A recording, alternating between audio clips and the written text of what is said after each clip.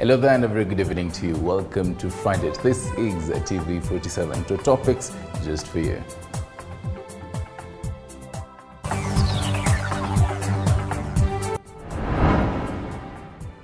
Government suspends exhumation of bodies in Shakahola due to bad weather. We have not been able to carry out the activity today because of rains.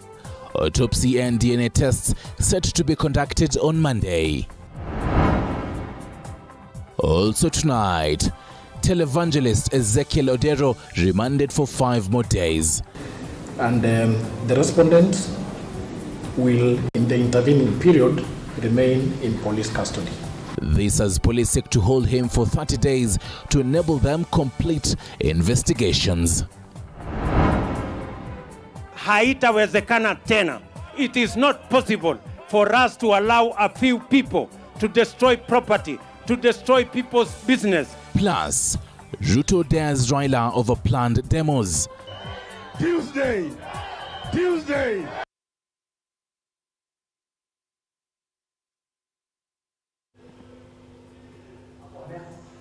Right, we do apologize for that. Roda Nyama is on the sign language interpretation. I'm used to Stanley Nyeringita. You can always talk to us on our social media platforms. And later on at the tail end of this particular bulletin, we'll be getting it sassy and classy and might be dramatic right here. Two ladies are cast from the Real Housewives of Nairobi. You definitely don't want to miss that. Now to top stories. Interior CS Kithure Kindiki has transferred senior security officials in Kilifi County in connection to the Shakahola massacre. Kindiki also announced a temporary suspension of exhumation of bodies in the forest following heavy rains. Tonight, heads have seemingly begun to roll as the probe into the deaths on Shakahola Forest linked to Pastor Paul Mackenzie intensifies.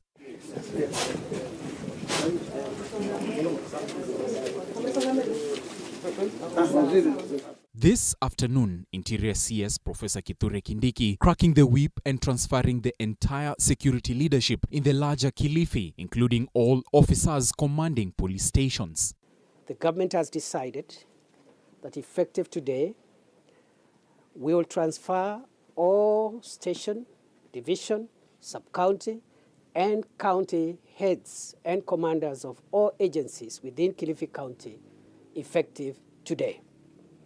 We will replace them with their colleagues from elsewhere so that we can show the public that what we are doing is for the good of the country and for the good of justice. While denying that the affected officers are directly linked to Pastor Mackenzie and the Shakahola killings, CS Kindiki, who has toured the area for the second time in under a week, says any officer found to have aided and abetted the crimes will be dealt with individually. Justice and accountability.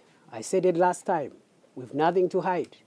And this accountability is not just for the suspects. It is not for the perpetrators alone.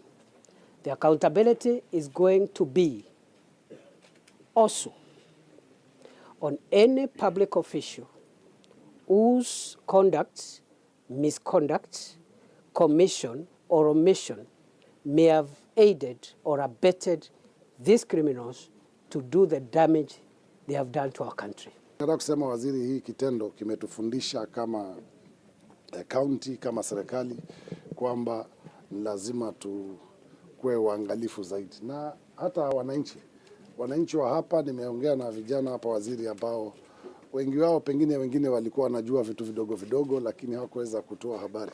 Sababu ukichukuliwa na mtu wa pikipiki akulete mpaka msituni akwambie mimi niache hapa, siku ya pili the same, mbona usikuwe na wasiwasi?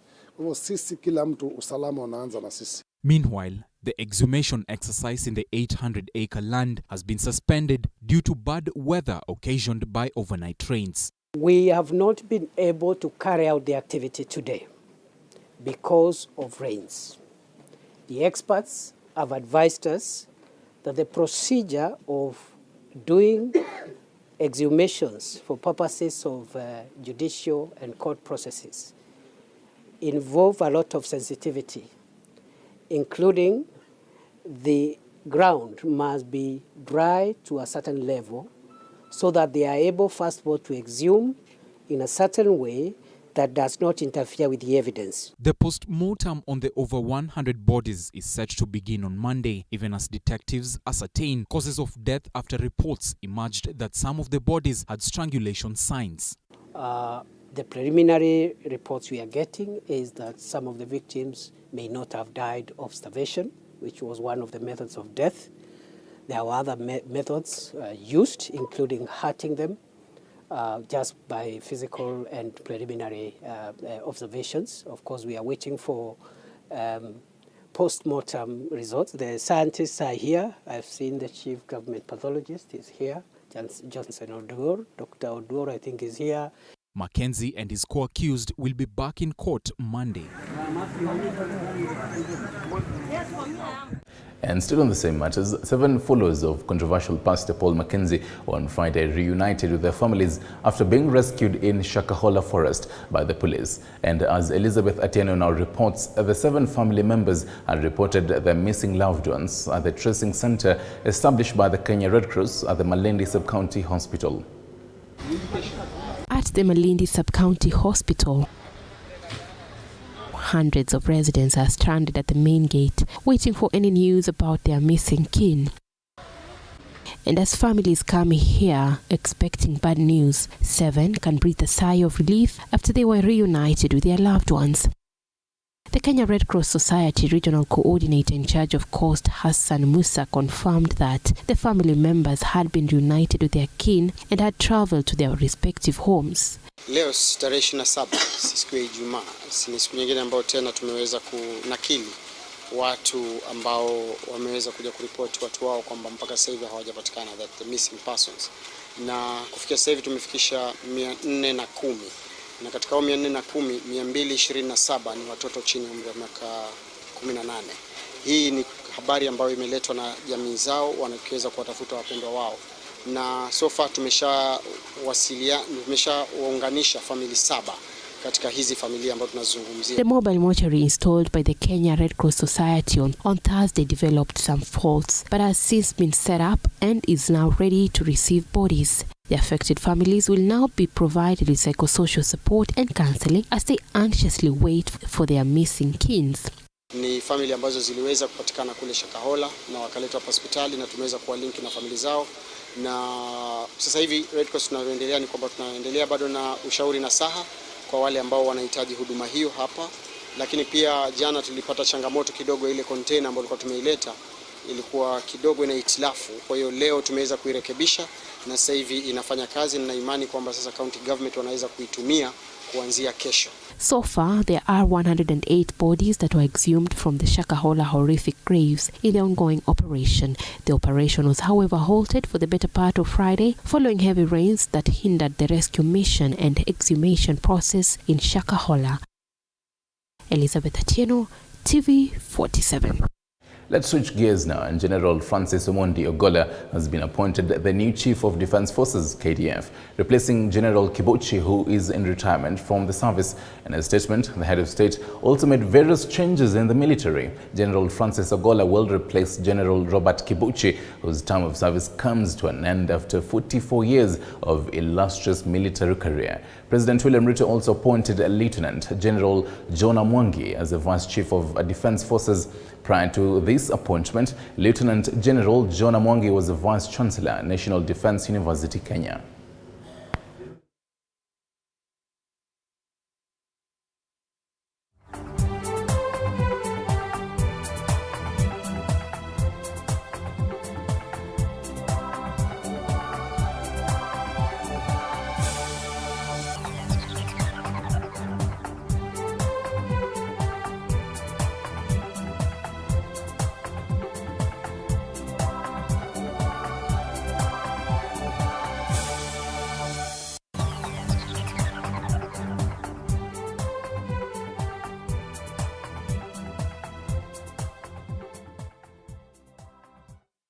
Let's talk politics now. And President William Ruto has hit out at the Azimio coalition, saying he will not allow the opposition's planned mass protests at the expense of the country's political stability, terming Azimio demos as an agitation by a few selfish individuals. The president, who spoke in Kajiado and Bomet counties, spoke tough as the ruling Kenya Kwanza administration adopted a common stand, warning opposition leader Raila Odinga to choose between demos or the bipartisan talks. Apollo Kamau tells us more. President William Ruto appears to have had enough of Azimio mass action threat next week on Tuesday, this time daring them to go back to the streets. The president, who spoke in Kajiado and Bomet counties, said he will not allow a few selfish individuals to threaten the country's stability. Nasikia ati wanataka kupanga kwenda Nairobi katikati, ati kwenda kuharibu mali ya wananchi, ati kwenda kulete fujo. Mimi nataka niwaambie my friends, hiyo haitawezekana. Mimi ndio rais wa Kenya. Na kama mnataka kuendelea, mtajua hamjui. Yes, enough is enough. The president's warning to Azimio came in the backdrop of Kenya Kwanza's new ultimatum to the opposition to either choose dialogue or mass action. Azimio's threat to go back to the streets on Tuesday will be the last nail on the coffin on the bipartisan talks, which collapsed on Tuesday. If you want to engage in talks, we are ready.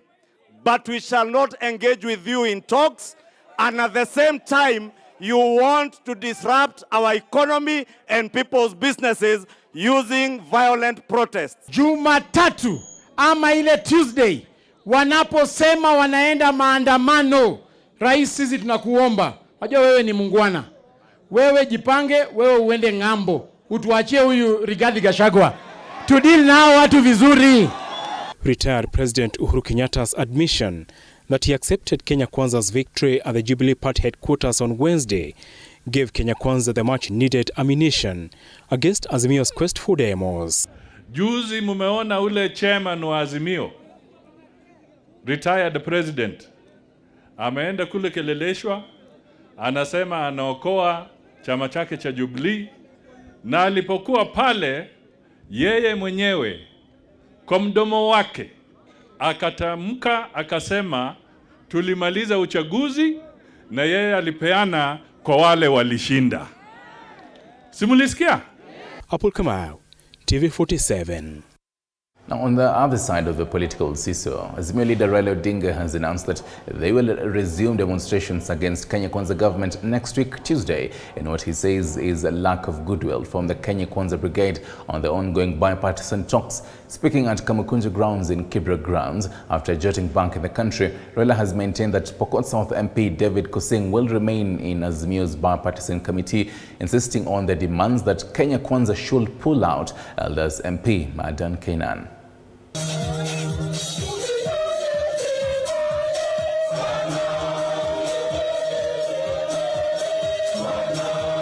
Azimio leader Raila Odinga jetted back in the country around 2 p.m. Friday, his motorcade sneaking through the busy streets of Nairobi to Kamukunji grounds in Kibra. Odinga and Azimio Brigade announcing that will be back on streets next week, decrying what they term as lack of goodwill from the Kenya Kwanza side in the bipartisan talks, a situation that has led to failure to meet their conditions to call off the protests. Tuesday, tarehe 2 mwezi wa 5 tunarudi uwanjani. Further, the Azimio leader has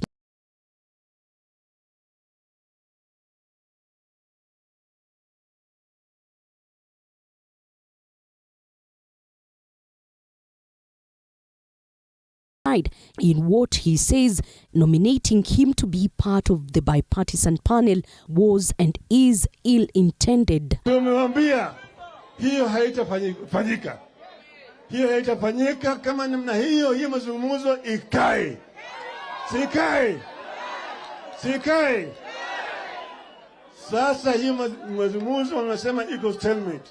Wanasema wako tayari kutoa Bwana Kainan kama takutoa Bwana Posing. Bwana Posing ni mjumbe alichaguliwa kwa chama ya KUP ambayo iko ndani ya Azimio. wanasema ati wanaomba talaka, lakini hawajaomba talaka kutoka kwetu. Hatujaona barua ya talaka, hawajaomba. Hata kama hiyo chama kama inatoka, Bwana Posing hakuna haki ya kubaki ndani ya Azimio. Tumeelewana sawa sawa? Kwa hivyo tunasema Bwana Posing atabaki ndani ya delegation yetu ya Azimio. Azimio leaders have also warned the Inspector General of Police, Japhet Koome, of overstepping his mandate and misuse of police officers during Mandamano, which is against the law, stating will file a case also in the Kenyan courts against Koome and Bungei. Ametaja, amepeleka wale polisi wenye kuua watu na kutupiga bure na tear gas na wenye kujaribu kumuua kule ICC. Ujumbe kwa polisi, tafadhali nyinyi ni ndugu na dada zetu. Kumbuka mshahara wako haujaongezwa tangu siku za Kibaki. Kumbuka wewe uko na shida ya unga na ya mtoto wako kwenda shule. Wacha tukutetee na wacha kufanya mambo ovyo. Wacha kutaka kupelekwa ICC kama Koome na Bungei. Chini ya mkataba wa Umoja wa Mataifa, United Nations Charter, the right, and hear me, the right to self-determination is an inalienable right. Senior Council Mother na Otienda Molo anaelewa. You cannot take that. Na hiyo inalienable right can be exercised kwa njia fulani. Kwa hivyo lazima ajue Kenya ni yetu pamoja. Wangapi wanasema Kenya ni yetu zote? On Shakahola, a horrific story where over 100 Kenyans have lost lives, Raila chided the Kenya Kwanza government over what he says the cleanup and regulation of religion should start from the top. Uchunguzi ambao unafanywa kule Shakahola haiwezi kufanyika kama hakuna waandishi wa habari.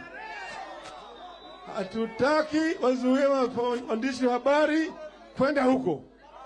Manake sasa wamefukua maiti zaidi ya 100 ambao wanafukuliwa kule. Hii ni masaka ambayo hajaonekana katika historia ya nchi yetu. Kwa hivyo tunasema tunataka waandishi wa habari wakubaliwe kukaa pale. Sasa ile ambayo wanachimba kaburi wako pale wanapiga picha. Si mnataka namna hiyo? Yale ambayo yanafanyika kule Shakahola ni kitu ambayo hijaonekana katika taifa letu. Watu wanawawa, wanazikwa watu mtu mmoja na bibi yake na watoto yake ndani ya kaburi moja. Mwingine amezikwa na mama yake. Mwingine amezikwa na babu yake. Tumeona hapo. Haya ni vitendo vioja ambaye sisi kama Elizabeth Mutuku, TV47, Nairobi. Meanwhile, controversial pastor Ezekiel Odero will now spend the long weekend as the guest of the state in Mombasa after the court denied him bail as investigations over quote-unquote mass killing allegations of his followers continue. An application presented before the court by the ODPP Mombasa seeking to detain Pastor Pastor Ezekiel further for at least 30 days for more time of carrying out the investigations remain pending until May 2nd, when the same court will determine the application so far. His church remains closed and his television channel linked to talk business history with his counterpart Paul Mackenzie suspended. After spending the night in police custody, the Mavueni-based televangelist Ezekiel Odero of the New Life Church was on Friday morning arraigned at the Shanzu Law Courts for similar allegations directed to the controversial Paul Mackenzie, who's been held in custody in Kilifi over alleged crimes against humanity, including offenses that are in violation of children's rights. Applications presented before the court by the Office of the Director of Public Prosecution Mombasa had sought the court to allow room for thorough investigations by detaining Pastor Ezekiel further for at least 30 days. The security team wished to investigate whether indeed Pastor Ezekiel was an accomplice of what has turned a historical cult at the Shakahola forest within Malindi in Kilifi. Whether Ezekiel's followers would surrender their possessions to him in preparations of the end of the world. Also, the police wished to investigate 17 reported deaths at the Kilifi police station between the year 2022 and 2023. Linked to the New Life Church. So far, the team has collected the burial permit to trace for evidence. Another allegation would be that upon the demise of his followers, the bodies were preserved at a mortuary near the New Life Church premises run privately. Investigations have also shown that Pastor Ezekiel and his counterpart Mackenzie have had a business history of a television channel that has now been suspended by the Communications Authority. Yes. His lawyer at the Shanzu Law Court would defend his client Ezekiel Odero, citing that so far no one has come out to report harms done so to them by the televangelist. Of a witness saying that Pastor Ezekiel did this to me, but we don't have. Your Honor, we urge that you dismiss this application. It is unfortunate that sometimes we subject you to some of these things. The Shanzu Senior Principal Magistrate Joe Omido has however denied a bail and instead promising to rule on the prosecution applications on Tuesday on whether the court will detain Ezekiel for additional 30 days to allow room for investigations. The directions that this court gives is that the ruling in this matter will be rendered on the 2nd of May at 11 in the morning here before this court, and the respondents will in the intervening period remain in police custody. The pastor is being held at the Port Police Station in Mombasa after his arrest on Thursday with alleged deaths of some of his worshippers. His mega church in Mavueni has since been closed, and the over 100 who were at the church expected to record statements. Paul Muniu, TV 47, Mombasa. Now, insecurity crisis within Mount Kenya University will probably be a thing of the past after the Thika Police Department, in collaboration with Mount Kenya University, launched a new police patrol base opposite the school facility. Mount Kenya University Vice Chancellor Deogratius Joganyi says the move will largely help police officers get hold of robbers who have been terrorizing residents and students. Thika Town Member of Parliament Alice Ng'ang'a has promised to write a letter to the Interior Ministry and request for at least 6 vehicles that will help in conducting patrol at night within the larger Thika sub-county. At the same time, she also called upon police officers to investigate churches that are deemed to be giving worshippers misleading teachings. Bringing police officers closer to the people will enhance safe communities, as police officers will engage with the resident with ease. This will develop a greater sense of trust and confidence in the police, leading to better communication and cooperation. Strategic rise in MKU-driven PPPs in the neighborhood.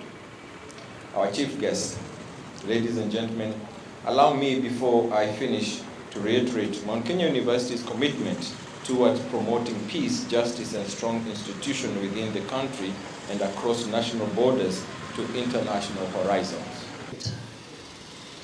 And that is the time the university fraternity requested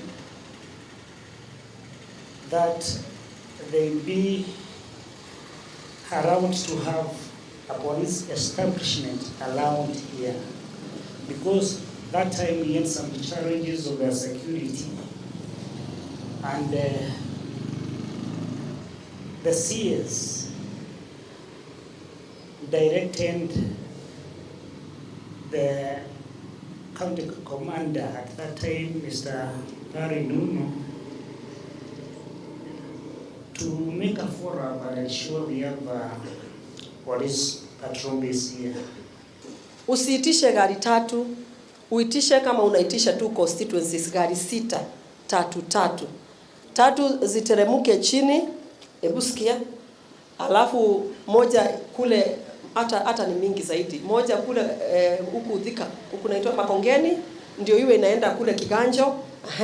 Tukuja hapa ndio hiyo Kiandutu. Kuna Goigwa and it is growing very fast. Kwanza huko nikipata uwanja huko ndio nitaanzia kujenga, kwa sababu the level of insecurity over there, I think watu wamejua wadosi wanaishi upande hiyo, so sasa wakienda nyumbani wanakuwa